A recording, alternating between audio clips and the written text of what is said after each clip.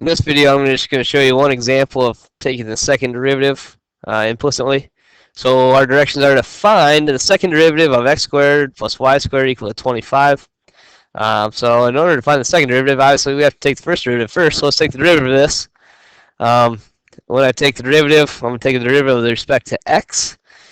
So to take the derivative with respect to x of x squared, I get 2x. And to take the derivative with respect to x of y squared, I take the derivative with respect to y, which would be 2y, and I need to multiply it then by the derivative of y with respect to x, dy dx. And that equals 0. The derivative of any constant is 0. All right. And remember, if we're finding the first derivative, we need to get dy dx by itself. So I'm going to subtract my 2x over, subtract my 2x. All right, so I have 2y dy dx equal to negative 2x. I need to divide by a 2y. Divide by a 2y. Looks like my 2's are going to cancel out, and I have dy dx equals a negative x over y. All right, so we found the first derivative. Now we need the directions are to find the second derivative. All right, so to find the second derivative, we just take the derivative of the derivative. So we need to take the derivative of this. When we take the derivative of dy dx, we just get d squared y over dx squared. So that means the second derivative. All right. And now over here, looks like I have a function divided by another function. It looks like I need to do the quotient rule.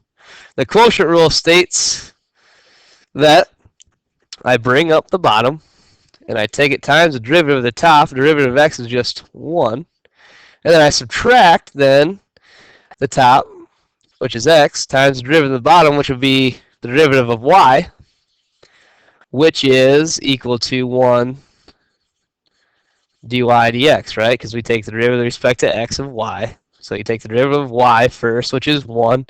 And then you have to multiply that by the derivative of y with respect to x. So we get times x dy dx. And then the quotient rule also says then we take the bottom and we square it.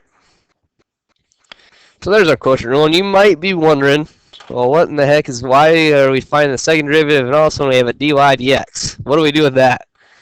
Well, it's simple, because we've already solved for what dy dx is. Dy dx is equal to a negative x over y.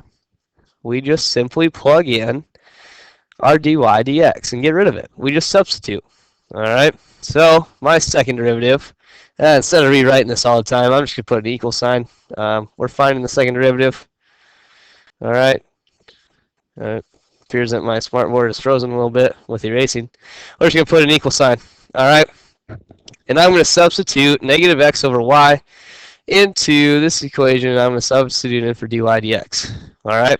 So I have a negative out front. Y minus x times negative x over y, because that's what dy dx is, all over y squared.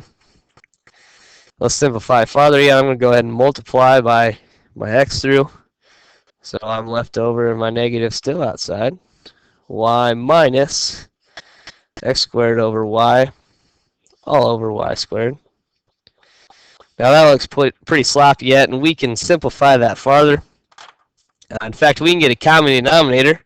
So we can combine these two right here, these two. Let's get a common denominator of y then. So this would be underneath y. It was y over 1. We took the denominator times y, so we have to take the top times y. We have a y squared up top. Okay, and I missed my negative sign, by the way, too. Man, I missed that negative sign. So I have a minus, and we might as well just make that a plus right now. Okay. Now I have that. So simplify farther here. Now I have y squared plus x squared over y squared.